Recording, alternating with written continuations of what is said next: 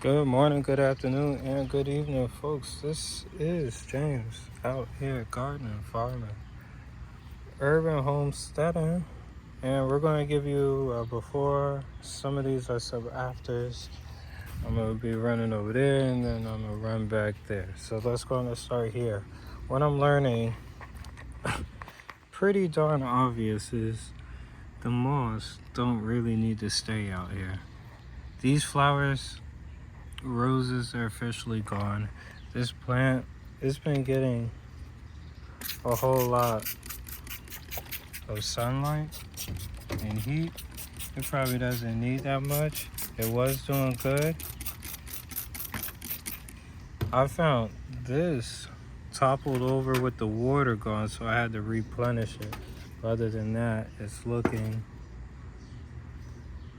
still the same, still holding up.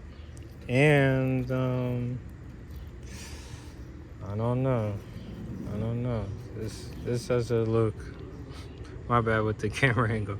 This doesn't look too good. But it's all beat up and broke. Yep. It's starting to wither, I believe. It's starting to wither. It's looking like the hosta will not make it. It's starting to wither, even on this one at the tip of this one. You know, it's been in the water, but it's looking like it's not going to make it. So hosta has been eliminated. Let's look at these other two. It's still holding up. It's still doing good. The grass is still doing good. And this other plant, a little beat up, but it's still doing good. Yep, still doing good. The moss definitely gonna have to be moved on out. So, oh yeah, let's go in and officially eliminate the roses. You know, I tried in the water, I tried in the soil.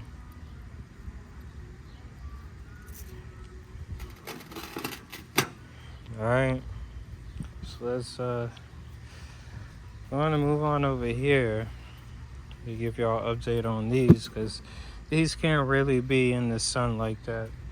So we're gonna have to move a lot of these plants on inside because the sun is moving so fast. It's about to come right over my house. The worms are doing good. They're doing great. Look, I can even show you some. I did make it moist in here because I used some of the worm castings up front. So I finally got to use some of my worm castings. Yay, right? It's about time. And what I'm also learning is these worms are working fast. They're productive, and they do break stuff down. I noticed that most of the moss that's in here, this is even new moss. It's not even the old moss. It's gone. They done broke that down. Pretty cool. And the fishes that have happened to die, yeah, they broke that down actually. I was just like, whoa. Obviously, they haven't broke down the bark, but that's really what I'm starting to learn is that's really more of a condition that I'm keeping inside of here. Is I guess the bark helps out with keeping some moisture for them. There's a dead root, dead plant. We can go in and take that out. Yeah, but the worms, they're burrowing themselves deep. I'm saying, can I catch one? Because I didn't want to give up all my worms. So there goes one, there goes another. See? Big, healthy worm. There goes a beetle that happened to get inside. I think I took him out. Nope, he right there. All right. Yep. So there goes the worms. They're doing good. Having them make some more worm casting. I did water the. Yeah, that's bark right there. I did water the soil because it came from right over there. That soil's already been worked and filtered through. I'm waiting for some grass to pop up. I'm gonna of course work over here. Work at the side. I'm gonna cut the grass. Work on some of these plants. It looks like somebody done digged inside that plant. Yeah. Trying to get all the yummy, tasty worms probably inside those pots. All right. So that's looking pretty good. Let's see. Not too moist. Over here on this side is moist. This side is looking moist.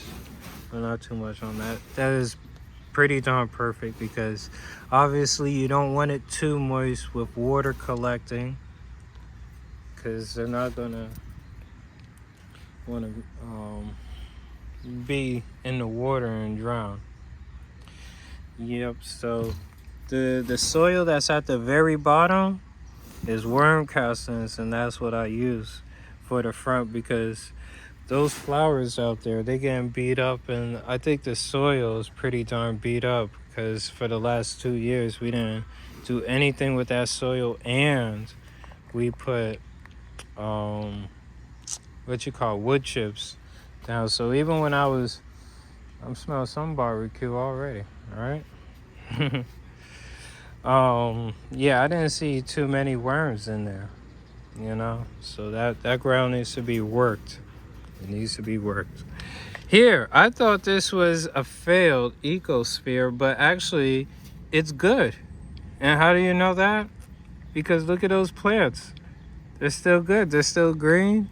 And I think they're inside the soil doing its thing. So this is from right there in the glen.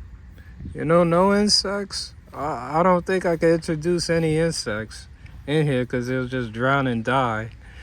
But this is a good ecosphere. And next couple of days would be like 1 week strong with this. So I'm feeling happy. It's probably the oldest ecosphere right here. No, probably the only ecosphere because all the other ones failed. And this is our springtail colony.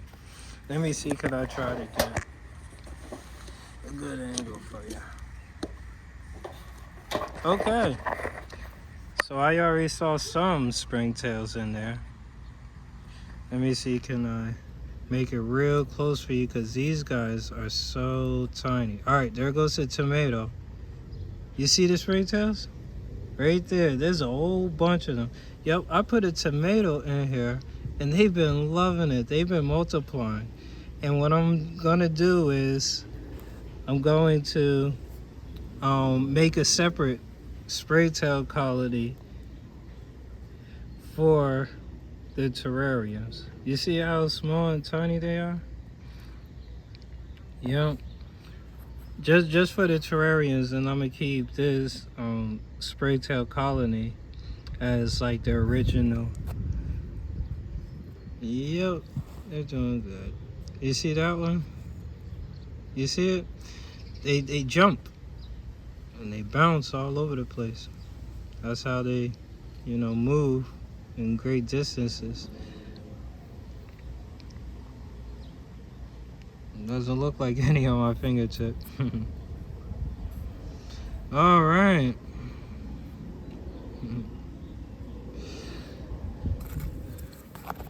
Can't have them out, in direct sunlight. I do want to give them some fresh air. You see that bubble? They got a lot of fresh air. Just now, that's good. And you see some moisture in there. That's good. Not too much. Not like flooding. No collecting at the bottom. There goes the tomato. You can see at the bottom, and you can see some springtails right there, right by the tomato. So that's excellent. I put it right there in the center for them. It's just,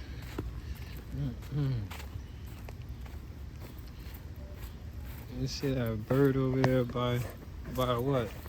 The terrariums. All right, let's go and review them because they can't take direct sunlight. Let's talk about the first one that took a lot of sunlight. This one I made at my grandparents' house, and it took a lot of sunlight because I left it by accident all day in the sun right after I put some water in it, you know, just to water the plant. And as you can see, it collected so much because matter of fact, I poured some out, believe it or not, and see how much it still collects. So I'm gonna have to go on and pour this out. Matter of fact, I'll start a new recording after that.